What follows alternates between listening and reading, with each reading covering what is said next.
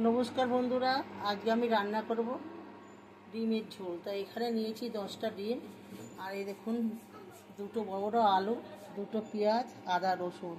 आमी डिमगुलो एखाने जल बसिয়েছি, ডিমগুলো सब सिद्ध দিয়ে দিয়েছি। ডিমগুলো আগের থেকে ভালো করে ধুয়ে নিয়েছি, সব ডিমগুলো আমি সিদ্ধ বসাচ্ছি। নমস্কার বন্ধুরা, আজকে আমি রান্না করব ডিমের ঝোল। তো এখানে আমি নিয়েছি 10টা ডিম আগের থেকে ওখানে সিদ্ধ বসিয়ে দিয়েছি, আর এখানে নিয়েছি দুটো বড় বড় আলু, দুটো পেঁয়াজ আর আদা রসুন। আমি সব কেটে কেটে গুছিয়ে নেব। এই দেখুন ডিম 4টে বসানো হয়ে গেছে। এবার আগের থেকে জল বসিয়েছি, ডিমগুলো আমি সব দিয়ে দিচ্ছি। ডিম সিদ্ধ বসিয়ে আমি আলু টালু সব কেটে নেব।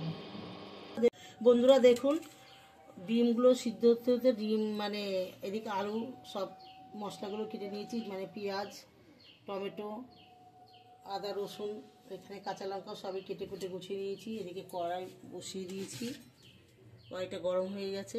কড়াইতে তেল দিয়ে দিচ্ছি। এই যে একটু ফাটিয়ে মানে একটু কেটে কেটে দিই, না ডিমগুলো ফাটবে।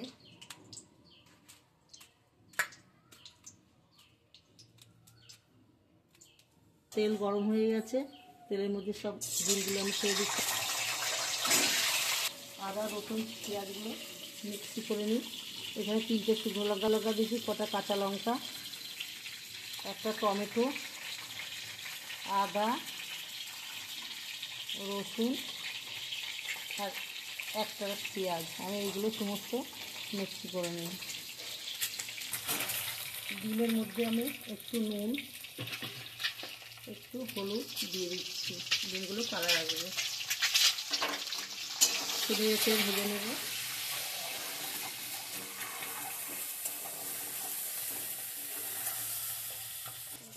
ডিমগুলো ভাজা হয়ে গেছে, ডিমগুলো এক একটা করে সব তুলে নিচ্ছি।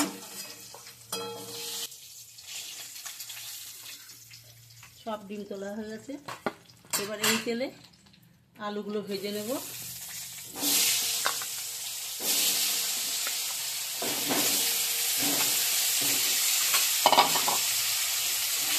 আপনারা আগাগোড়া রান্নাটা দেখতে থাকবেন।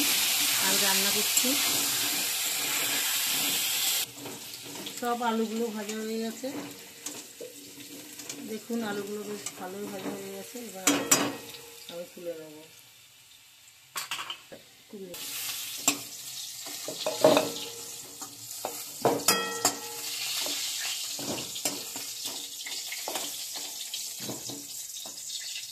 আলুগুলো এই ফ্রাইতে আমি আর একটু তেল দিয়ে নেব। তেল গরম হয়ে গেছে, 3টে এলাচ দারচিনি লবঙ্গ আর অল্প কটা জিরে তেলে দিয়ে দিচ্ছি। পুড়ে গেছে। এবার আমি কুচানো পেঁয়াজ দিয়ে দিচ্ছি। পেঁয়াজগুলো লাল লাল করে ভেজে নেব। পেঁয়াজগুলো আর একটু লাল লাল হবে। পেঁয়াজ আদা লঙ্কা টমেটো সব মিক্সি করে এনেছি। এদিকে পেঁয়াজটা একটু ভাজা হলে আর কি পেঁয়াজের যে কাঁচা গন্ধ করে মশলাটা দিয়ে দিচ্ছি। মিক্সিটা ধুয়ে একটু জল দিয়ে দিচ্ছি। ভালো করে মশলাটা কষিয়ে নেব নেড়ে ছেড়ে। অনেকটাই কষা হয়ে গেছে। এবার এই দেখুন মশলার মধ্যে স্বাদ মতো নুন, 1 চামচের একটু কম হলুদ আর 1 চামচের কম একটু কাশ্মীরি লঙ্কা করে দিয়ে দিচ্ছি, একটু কালারটা আসবার জন্য।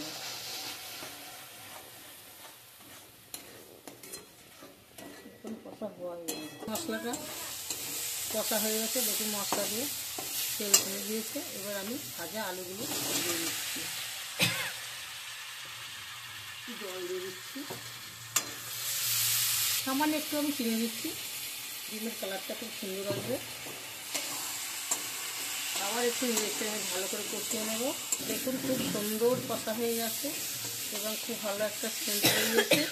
এবার আমি পরিমাণ মতন জল দিয়ে দেবো।